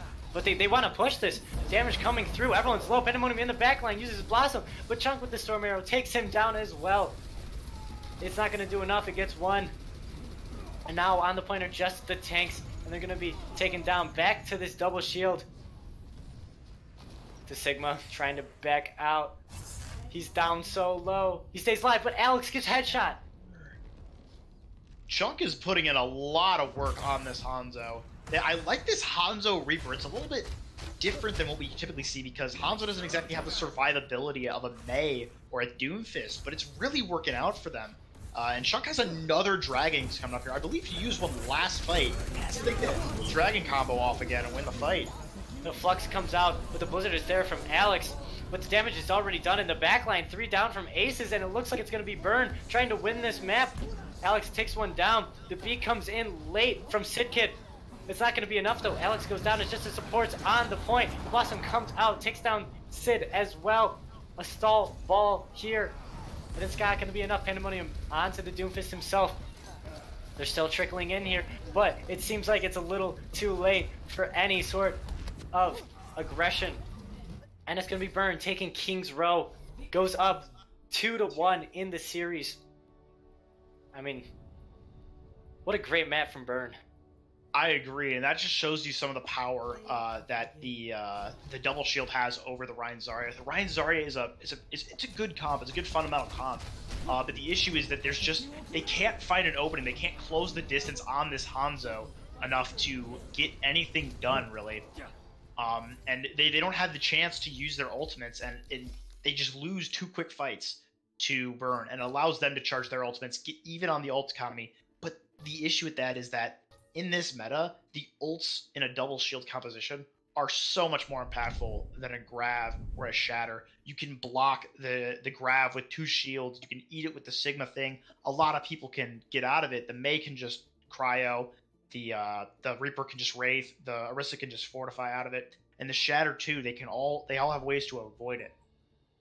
So even though they have those traditional fight winner ultimates, you can see the power of this double shield comp, the survivability of it come out in full there, and Burn with a clinical defense on 3rd there, and that's going to give them a lot of momentum going into this final map. Yeah, absolutely. Momentum could be huge here, but like we saw in Oasis, Burn seemed to command that map, and it seemed like throughout the map there was almost no way Burn is going to lose. And then we got to Hanamura, where we saw Aces put it together, and they won. So going into Junkertown, maybe Aces has a fire lit under them yet again, like we saw in Hanamura. That's possible. I can see that happening for sure. The one concern I have for Aces here is the Mei was very impactful in that Hanamura defense that they ran. Mm. And Mei just isn't as good on Junkertown. And the first point is very open. Your walls don't have as much impact. We've seen something I want to point out right now is we've seen a lot of great Mei walls in this match. We've seen Mei walls that can block sound barriers. We've seen Mei walls to block escapes. All the Mei walls are very, very well calculated. And I'm really enjoying watching it personally. Call me old fashioned or something. I don't know. But there's not that much use you can get out of them on a map like this because there's no real tight chokes that you typically see fights happening, especially on 1st. There are no tight chokes whatsoever that you can put a wall down in. So the Mei won't be as impactful here. There is a lot of high ground. There is a lot of potential for us to see The Hanzos come out again for both sides. Both Pandemonium and Chunk putting in a lot of work on those characters. There are range. There is range on this map. There is high ground that's easy to access for a Hanzo, so that could definitely be a possibility. We also know that Pirate Ship is a very popular strat on this map. I believe this is the map that coined the Pirate Ship strat. Absolutely. So a lot of possibilities for what we'll see out here for this final map. Yeah, last time I saw Aces play, I'm pretty sure they pulled out a Pharah on Junkertown, which could work as well, but once you switch over to that hit scan, it seems not as great. I actually would expect the Bastion Pharah got that crossfire going on. It's tough to even get out of spawn if they push up far enough. And it's also really, really hard to break it because you both are trying to do the same thing, and that's break all of the shields. And when you have that defending advantage where you're already set up, it seems just a tad easier to keep yourself planted there and burn through what the offense has to deal with. So I feel like the defending team is going to have a bigger advantage here, especially with the double shield counts we've seen being run. So Agreed. And you mentioned the Pharah coming out, and I would like to see some Pharah. We probably won't see any like hit scan character come out on defense that can deal with a Pharah. Yeah. We'll probably see a Reaper. We've seen a lot of Reaper. Hanzo can like situationally deal with a Pharah, but like you can't consistently trust a Pharah or a Hanzo to deal with a good Pharah. yeah, that's true. So but if let's say we see like I don't know, let's say we see a defensive Bastion come out, then the Pharah has a little less use. Yeah. Things like that. But I would love to see some Pharah play. I mentioned this on Hanamura. I like Pharah. I think Pharah's a really interesting character. Pharah's fun to watch and fun to play, and like it doesn't feel like she's broken. Like a lot of the other characters in this video game. I agree. I'm glad we can agree on that because so many characters in this meta I just have a big old problem with. Orisa, yeah, not a fan. She just does so much, right? It's fun when you have characters that are like, have strengths but also weaknesses. Yeah, isn't that crazy? Like, I know, it's a crazy concept. Imagine balancing the video game. I know it's crazy. It's crazy. But imagine I couldn't imagine. I can't even think of it. I feel like there's a few characters in this game that fall into that role where when you're getting beat by one of those characters like a Pharah, you have respect for them. You're not like, oh, they're just abusing this character, because Pharah takes a lot of skill, and especially if your team is running those hit scan or even like a double shield, because it's hard to get a lot of rockets into a double shield because you just have Sigma putting up his shield in front of you. So when you have a character like Pharah who's popping off and doing tons of damage, getting tons of value, it's not too frustrating. Agreed. Dive is a great conflict because we see the Pharah, the Genji, the Tracer, all those characters that you have to respect because those characters take a lot of skill to be good at. And this double shield meta, I mean, Doom's like kinda difficult. I don't know. I don't really play Doomfist, so I don't really know. I struggle with him. I know a lot of people don't. But like Reaper's not that difficult, right? Yeah, you just walk up and shoot. Exactly. Like Orisa is not like that difficult. Like there's a couple things that are difficult about her. I would say like being coordinated with her is kind of hard. Shield placing is like really, really impactful. Like a bad shield can literally just lose you a fight. That's true. If the enemy team punishes it. So there's that kind of stuff, but overall her kit isn't really like that difficult to use. You have things like Moira with Skill Orb. Just incredibly skillful. Easily the hardest character in this meta. I agree, honestly. I miss dive. That's all it is. I just miss dive. I think we all do. I think we all miss watching a good Tracer clip tons of people, one clip them, and just run wild. It's kind of refreshing when I see a Tracer do that, because it reminds me of the good old days. I agree with that, and we talked a little bit about a Bastion on this map, but we're not actually seeing it from the attacking side. We're seeing a defensive Bastion. Oh, this is so ambitious. Oh, I love this. the right against the spawn door, but Pandemonium is on the Bastion himself. They're right there. love this. They're ready. They're right at the spawn door. The Maywall goes up. Chunk taken down, however. And it's going to be a quick push in. The close hold isn't going to work out. Or is it? Lieutenant Doge takes down 2. This could be insane. The res comes up onto Pandemonium. The window is already out. Lieutenant Doge is mowing down members left and right. Wow. It's a very ambitious hold here. I love this. I'm stealing this. This strat is so. I like that a lot. That's. See, I love that. I love Bastion strats because you see stuff like that sometimes, right? You see those like really weird placements, but they work because Bastion, and it's just I like that. That like getting people who get creative with Bastion. I love that. Yeah, we didn't really see Aces know what to do, but actually they're gonna get a lot of free space here. Lieutenant Doge takes down hold M1, but in the back line, Alex on the Pharah is doing work himself, gets taken down, and now back on the card. It's back and forth. There's no Bastion on the side of Burn, so they're at a disadvantage. But the tank configuration comes out and he's walled off. He can't do anything. He kills himself. Pandemonium is dead inside the building. Hold WM1 takes down Chunk, however, so it's still back and forth. This is anyone's fight. Alex is back in the sky on the Pharah, and damage is going to be done left and right. It looks like this could be a fight 1 for Aces, and it will be. It's just 2 left on Mercy. It's very slow. For some reason, Aces taking a while to clean up this fight, and there we go. Like, that definitely favors Burn, though. They lose that fight, but they take so much clock away. However, they do have to trade with the fact that they ran the Bastion. Now they lost the Bastion, so they don't have that ult. And now, if you look at the ult economy, it's heavily favoring Aces. So if they can use these ults effectively and cycle them correctly, they can easily snowball this map all the way. Yeah, absolutely. The barrage comes out in the backline, gets 2. 2 also on the side of Burn. They're trying to fight here, keep it together. The window comes up. They want to win this fight, but it's not going to be able to happen. Pandemonium takes down both the supports at the end after being rezzed. And they only use 2 ults, or 1 ult actually, to get through. Yeah, and they traded that ult with Mild, although Mild is switching, so it's not that impactful. But using only 1 ult there to win that fight. Good flank barrage from I'm Not Alex, just hovers above the door and barrages them when they come out. Good job from him. Good cleanup by the rest of his team.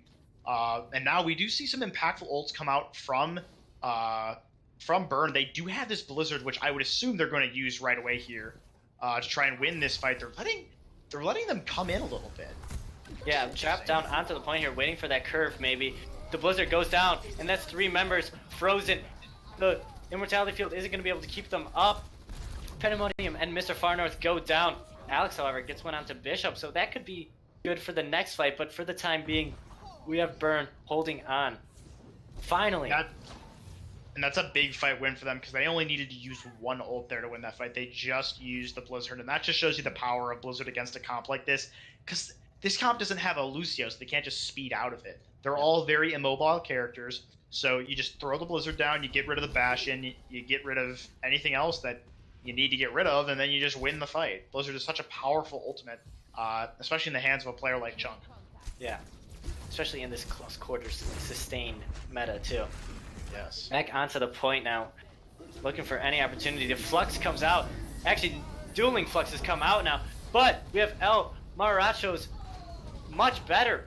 Pandemonium, Storm Arrows, Lieutenant Doge, and it looks like Aces might be pulling ahead. I'm at Alex again in the sky, takes down Chunk. Bishop down late. Mild, punch to death. And rolling yet again are the Aces.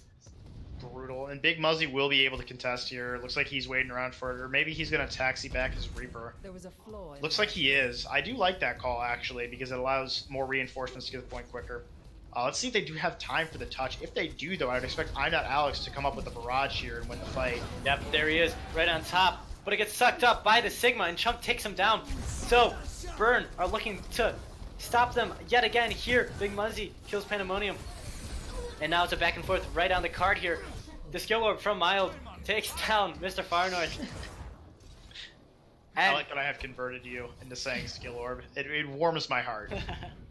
It just rolls off the tongue, really. I know. It's great. We do see a little bit of an ambitious barrage there from I'm Not Alex. I thought it was in good conscience. It was a good idea, but did it a little too close to the Sigma, a little too low to the ground with the Sigma, and the Sigma was just able to eat all of it and allow his team time to kill the Pharah, and that was their win condition. So losing it that early on just meant a fight loss for them. Yeah, we still have a few ults coming online. We could maybe see a pole dragon coming in here. The nano boost actually comes on to Pandemonium, which is very interesting. That far range character trying to do damage. The Valkyrie comes out from Mr. Far North. And still pushing up here are aces. Pandemonium gets down Chug. Here come the dragons in. The pole is great. Takes down Bishop. And this is going to be it for aces. They're going to be pushing through to the third point here with 30 seconds remaining. It's just the Sigma variant cannot hold on.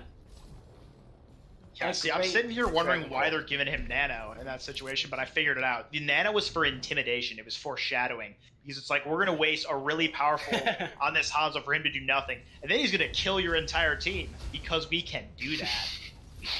Excellent. I love it. I love all of it. We see the switch over to the Moira Lucio. So maybe they were just dumping off that ultimate as well.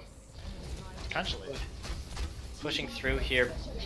Aces looking to bring this to a map 5. Their time being not too hot. 120 left. Chunk takes down Sid, the Supercharger, and the Hanzo.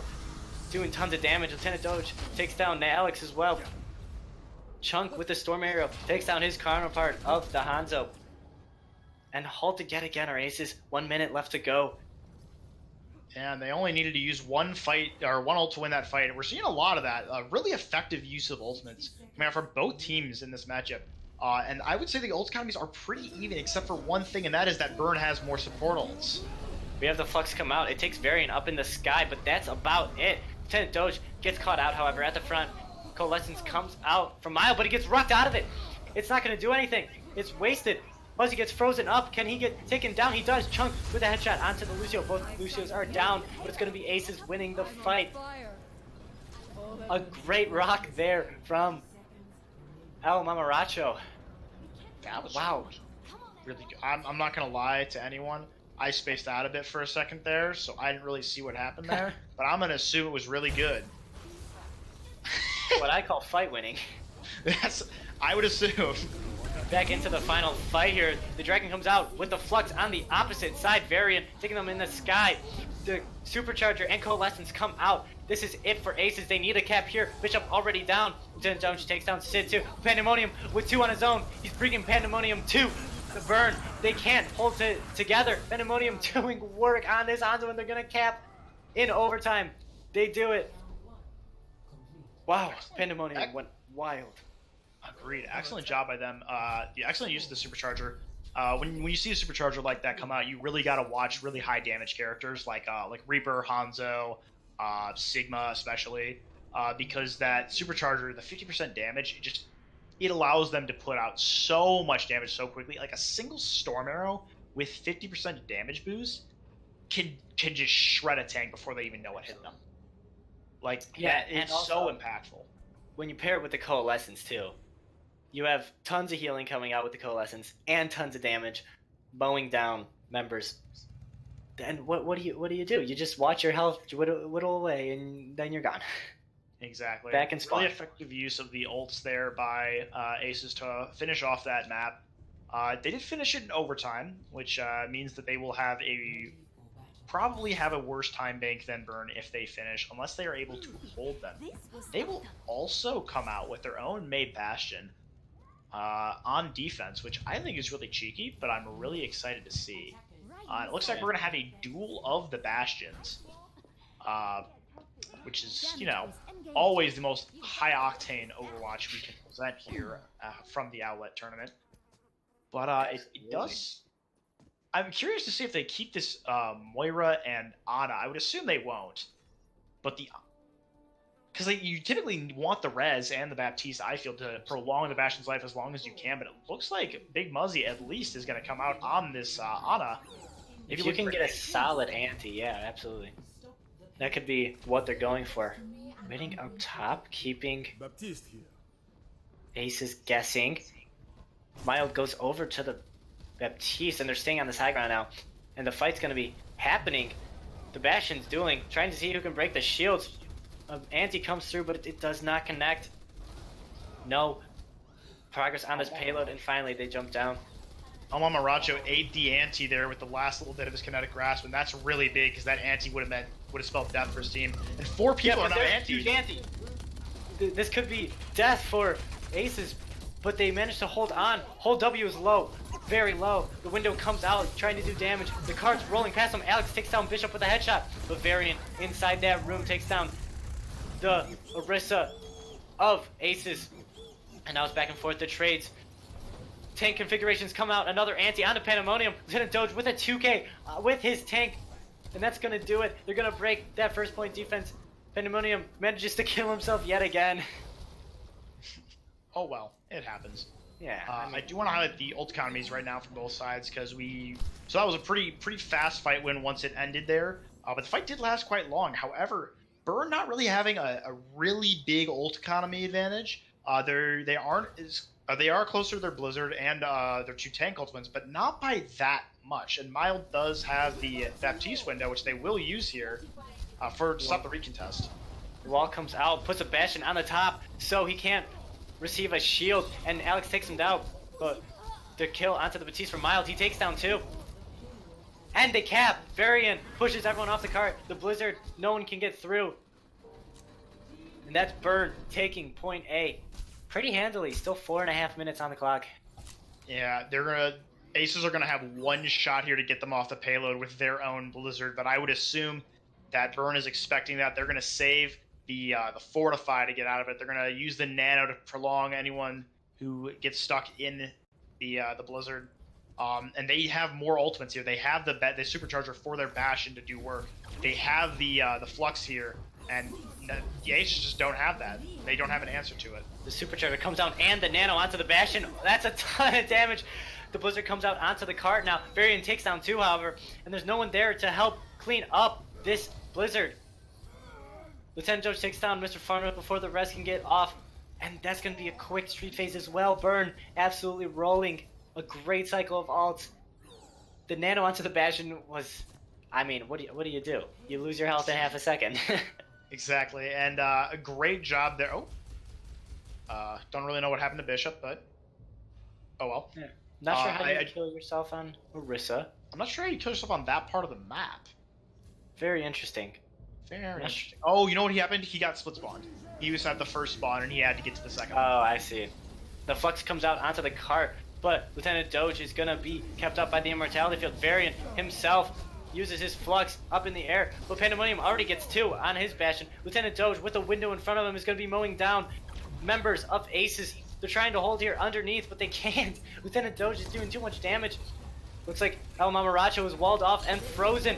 Antied as well. This is not looking good. A huge anti comes through, and the cart's being pushed around the corner. Aces haven't even made an attempt to stall it. On top is Alex. Low. He's stuck up there. He can't really find a way to get down. He has his Blizzard, but I don't know if he can use it. Supercharger comes out from Hold W. The Maywell comes out, gets in front of the Bastion to block off that damage. In the back lane, Alex goes down from Mild. Pandemonium takes down his counterpart of the Bastion. And this is back and forth. The window comes out.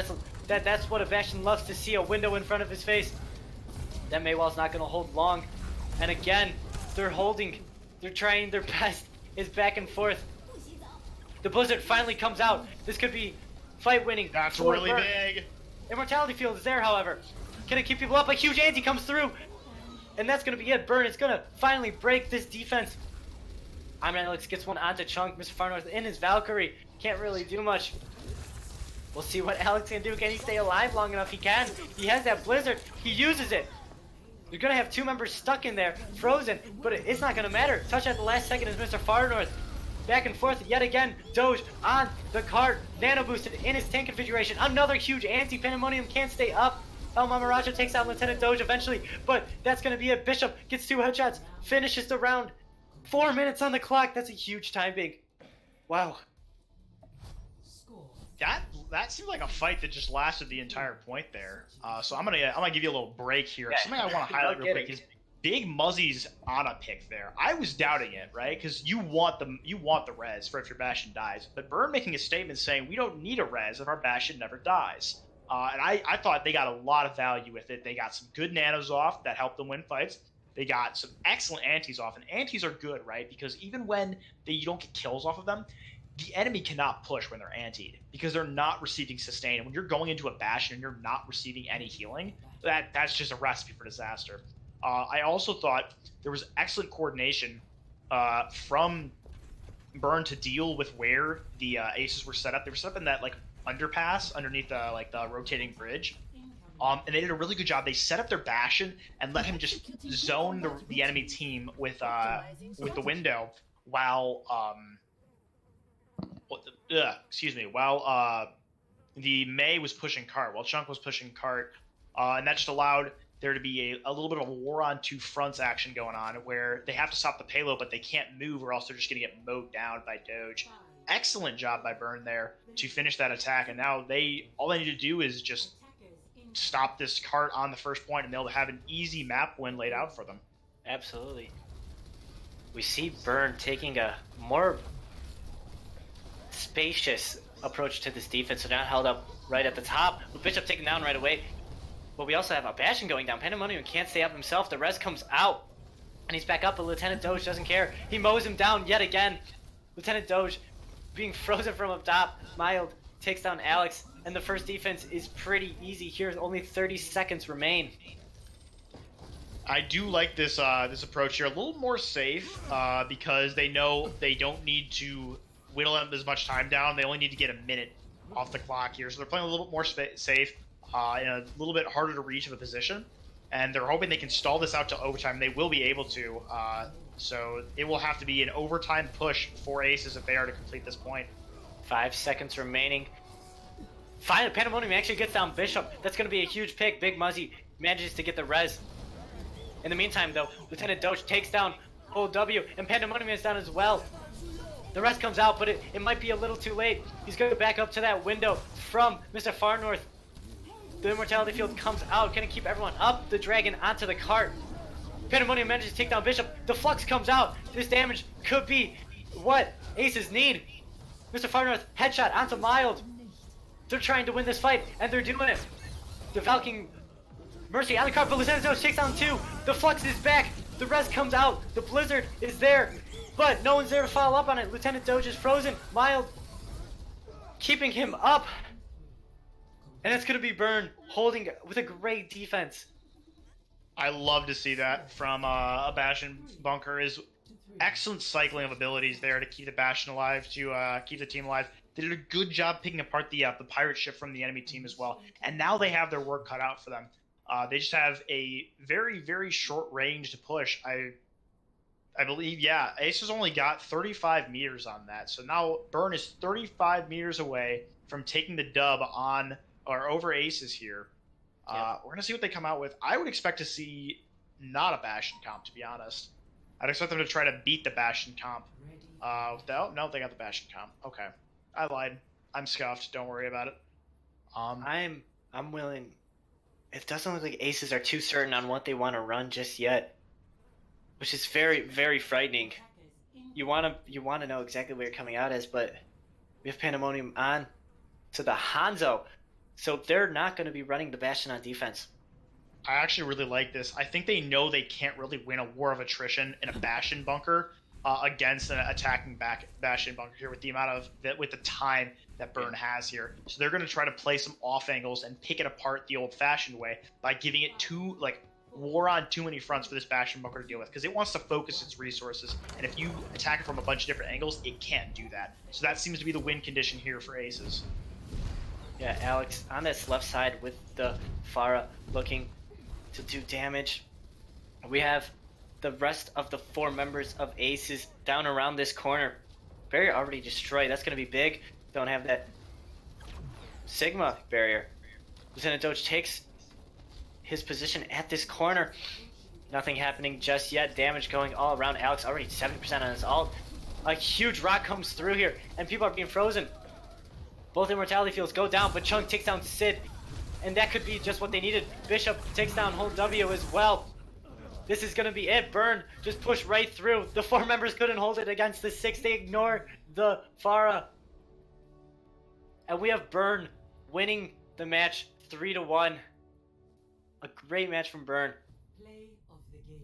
Yeah, and I gotta be honest. I thought Aces could have had a comeback there after their dominant map win, dominant defense on Hanamura, but just Burn proving me wrong with some.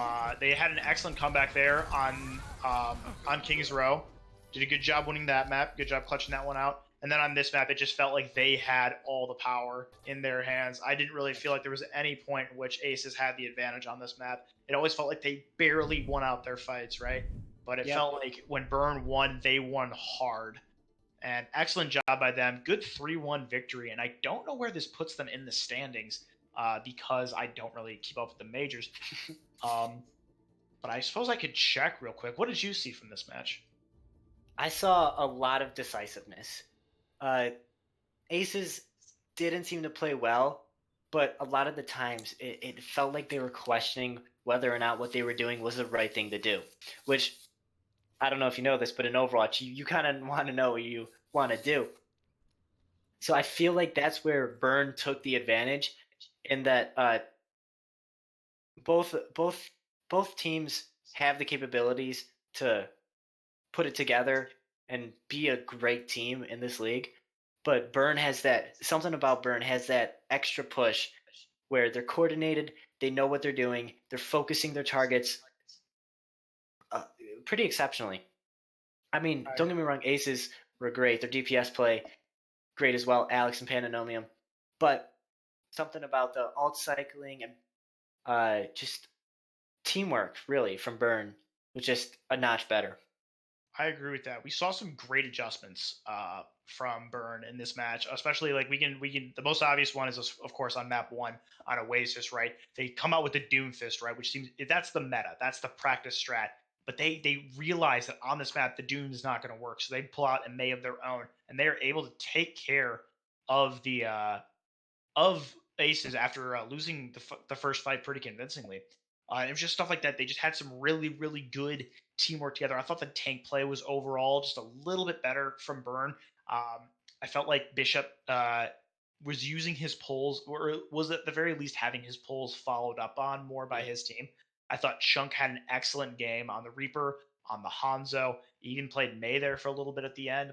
I thought he had a really, really strong game. And of course, I got to give the highlight to Big Muzzy there on the Ana, pulling off a little bit of a non-traditional pick there, but making it work, having some really big impact for his team there. And that's something you really want to see out of your support line, is having that really impactful performance. Yeah, that kind of coincides with what I was saying about that cohesiveness as a team, that you brought out that Ana, which is kind of an interesting pick, but you had faith in it as a team, and it worked. It was actually exceptional. It was a great pick. And same thing with Bishop's pulls into the other ultimates like the Dragon and the Death Blossom and the boop that we saw on King's Row, was it? We just Yeah. Someone clip both those big boops, by the way. Yeah. Please. Because those were nasty. We had the 4-man on Hanamura. Yeah. And then we had the 3-man on King's Row with the pull boot combo. That's kind of large, if I do say so myself. Yeah. Not having to use the ult there, that was very impactful. But neither here Yeah, nor there. it's just more of a decisive mindset, which is what you want to see in a team game, and Burn just managed, like, they really showed that they were the better team, not necessarily the better players. I mean, don't get me wrong, they are great players, but one thing that you could really look at is that they are the better team as a whole. They have the synergy. I agree with that. And we did see Burn as a much more decisive team in this game. Something we can harken back to is on King's Row there, where Aces kind of got caught out. They didn't really know if they were going to retreat or aggress, and they got caught out because Burn saw their opportunity and they just took it. There was no hesitation, and that's something you really got to have if you're going to be a top team. Is you got to have that decisiveness, that aggressiveness. You can't play passive. I mean, obviously there are places where you want to play passive, right? But you got it. Yeah. That has to be like a decision. you have to know we're playing passive here because we got to bait out this or we have to punish this. And Burn just really taking it 2 aces. The 3-1 victory is actually going to put them pretty high in the standings for this stage, I believe. I don't know whether or not they won their last game, but they were 1-1 going into this week. So if they won that their game on Sunday, then they definitely are pretty high in the standings. If not, they're 2-2 right now, sitting pretty going into their next game. I don't know what their upcoming schedule is, but given this game, I would be more afraid for their opponents than I am for them. As for Absolutely. aces, you take the loss, focus on your mistakes, and you make sure it doesn't happen next time. Overall, I thought they played pretty well. I Absolutely. didn't really, I didn't really have a big issue with a lot of the stuff they did. I felt like it just came down to they got outplayed, or they made 1 or 2 more mistakes a fight than Burn did, and Burn was just better at punishing it. And I think that like those little things at a higher level of play, those little things are what get you. It's not the big things. It's not it's not the not knowing how to use an ultimate. You wouldn't be at the high level if you didn't know that. It's like I used speed too early, or my May wall didn't do enough here, or my shield placement was bad and they punished me for it. I think, given the way Burn played tonight, I would be very scared to face them going forward. Yeah. I feel like coming in at the end of the season, when we're near the playoffs, more or less, these two teams will be two of the best. They're gonna be feared. They're gonna be the teams to beat for the most part. Should be exciting to see near the end of this season. Can't wait to see how both these teams evolve as the stage and full season goes on. I agree. And that about wraps it up for us, folks. So we do appreciate you coming out, you showing your support for the Owlet tournament. We got a great game for you tonight. If you tuned in late, be sure to go back and watch the VOD. Had a great game for you tonight. For now, I'm Misfit. That's Ryan, and we'll see you next time.